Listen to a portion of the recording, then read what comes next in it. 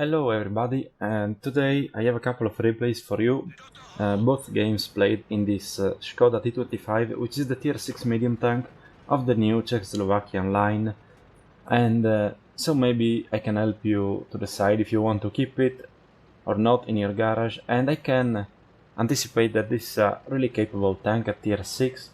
So let's go into some more detail. There's no real reason to look at the armor values in the tank inspector or anything like that, because you just assume you have no armor. You have 50 at the front, both on the hull and on the turret, and 35 on the sides and on the rear as well. Mostly this tank can be compared to a Cromwell or something fast at tier 6 like an A43, and you get actually worse armor than the Cromwell and 20 less hit points at 730. So yeah, this is you just assume you have no armor and you can get the miracle bounce on the gun mantlet, or if it's like a really slow part of your side armor or something like that, but apart from that you just are not going to bounce anything. The only good thing about the armor is that you don't really have to worry about being penned by HE unless you hit some KV2 or OE, then you just avoid taking the shot at all costs. And again, comparing this to a Cromwell, speed-wise, well, the top speed on this tank is 60 forward, 20 backwards, while the Cromwell gets 64 forwards, so this is slightly slower, and the power to A is also slightly below the Cromwell's, but not really anything to complain about because it's still 21.7, which is pretty good, and the terrain resistances are again slightly worse than on the Cromwell. Now you can see that this tank gets an autoloader, and you can also use a gun like the same gun but without the autoloader, but it's just stupid and it's worse in any way possible, so you just use the autoloader. I didn't have a good crew when I played this one, but with a decent crew and ventilation you can get the whole clip reload around 7.5 seconds, I think. Maybe 8 seconds, something like that, but it's you can handle it easily, and so the DPM is not too bad even if it has an autoloader, and it's 1915 with I think 100% crew and probably vents. Well, again, it's less than on the Cromwell and then on the A43, but you expect that because you have a magazine and you can use the burst firepower. Now in this case I'm playing on Karelia. Now the team is losing, not too bad, but still we need to defend the base against the T-3485. And how you use this autoloader is, well, you surprise your enemies. You try to trade 3 shots for 1 at most. If you only fire 2 and then you see they are aiming at you, you don't really bother to fire the 3rd one. You just disengage and fuck off, because you don't really want to take any hits because you have no armor and not many hit points, so you really try to avoid getting shotted at all times, and you're more or less fine. The alpha damage is 110, I believe, so 330 if you manage to pen all 3 shots, and the penetration is rather low at 132. The Cromwell, for comparison, gets 146 or something like that. So yeah, it's not really the most accurate gun, even though the guns, soft stats on the gun are better than on the Cromwells. But again, the Cromwell is well known to have terrible gun handling, so don't really count on your gun being very accurate anyways. And if you try to snipe, well, good luck, because you're not going to hit very much at more than 200 meters, so that is something you have to be aware of. Now engaging this VK, and you can see the aiming time is 2.3, but yeah, most of the times you don't really want to aim fully, you just go for the shots, because the delay between shot is only 1.3 seconds, so it's really fast, and that's what really makes this autoloader so powerful, because you can just fire all the shots in like 2.5 seconds and go away without taking too much damage in return, unlike what I did here. But again, you can see how this gun is not accurate at all. I remind you again that I had a pretty bad crew when I played this, not even 100%, I guess. And now we are going to engage this ELC AMX. He can really kill us in 2 shots, so we really have to be careful and not to get shot by that guy. And I will take 1 shot from this VK so I can finish him off, and then I immediately reload. Now I see the ELC is trying to get me, so I dodge his attempt to shoot me, and then I'm already reloaded and I can finish this guy. Now I really have to get out of the crossfire, and then we can easily finish this game off shooting those tier 5 tanks. They can easily pen me because as I said, this tank has no armor, so don't even try to... Well, side scraping can work against bad penetration guns, but... and here you can see my OP driving, because OP. And so yeah, don't expose yourself, that's the main rule when you play this tank. You ambush your opponents, you shoot 3 times as fast as you can, basically, especially if you can get spotted in return, and then you reload and you do it again from another position, hopefully, or if they are not paying attention, from the same position. And as you can see, the maneuverability and the speed of this tank are very good. As I said, the Cromwell is faster and it's more maneuverable, because the traverse speed is... can't find it right now, but the Cromwell feels more maneuverable. That's what I'm talking about. And yeah, you just play like this, you go around. This is also very good for killing artilleries, because you can kill most of the artists you meet with those 3 shells, if you manage to hit all of those and penetrate them, of course. But it's not too difficult, since artillery doesn't have a lot of armor at this tier. And now we are just going to hunt the red Churchill 7 and farm some more damage. And another thing that should be noticed about this thing is that it has a very good gun depression. I think it's 10 degrees.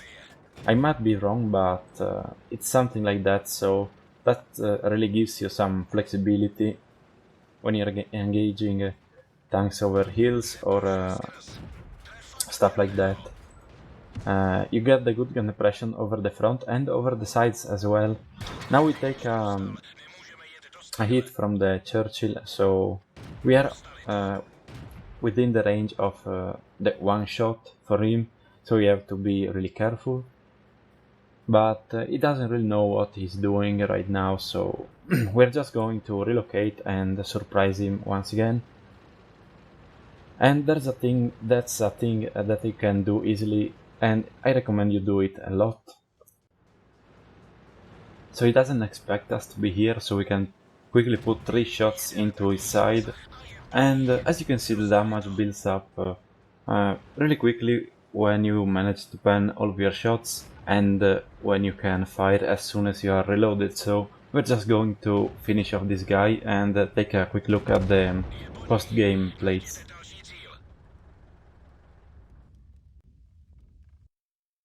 And here you can see the mastery badge, the ace tanker, and the high caliber award with 2591 damage done and 1299 base experience.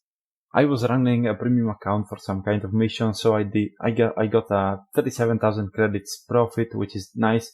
You can see the accuracy was really not remarkable, but we still managed to pen most of our shells, and that's pretty good with this kind of penetration.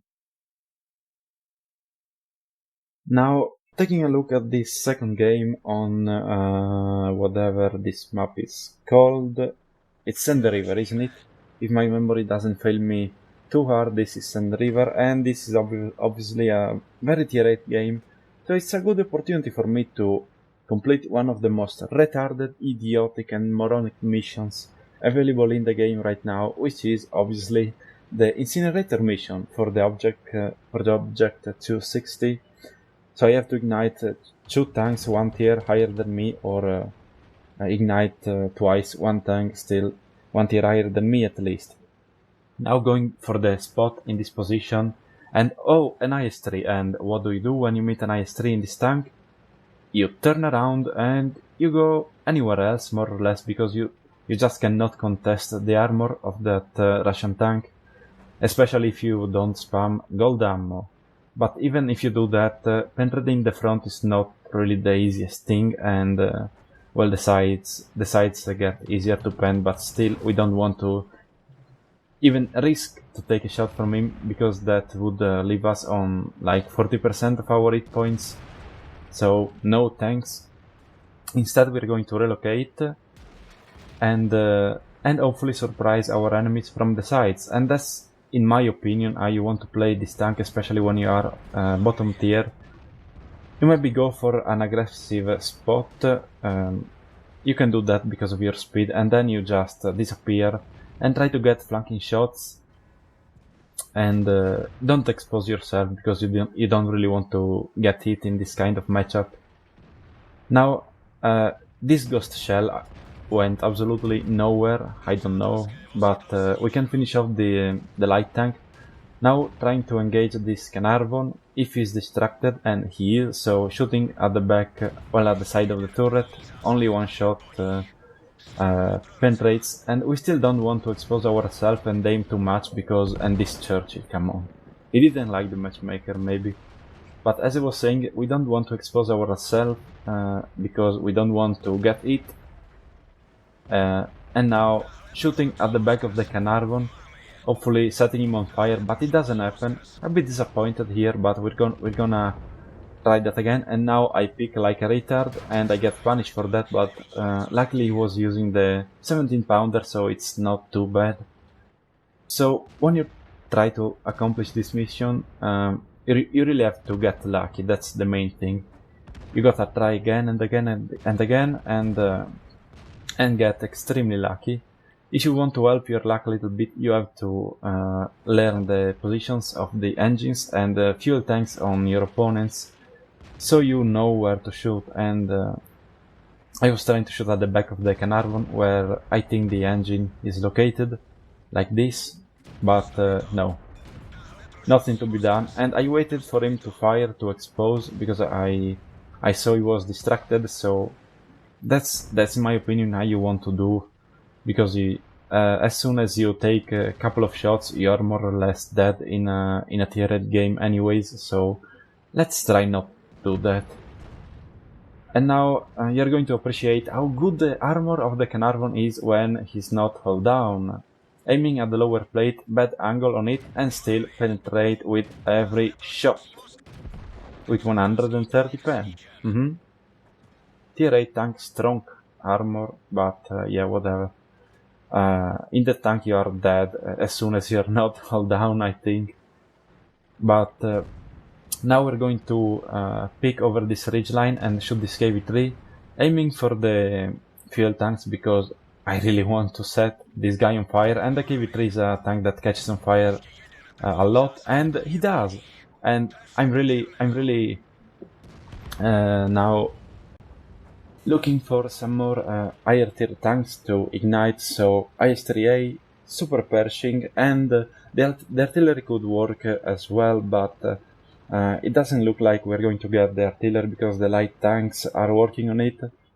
Well, one of them, which is killing the tier 6 RT right now, and after that is probably going for the tier 8 one.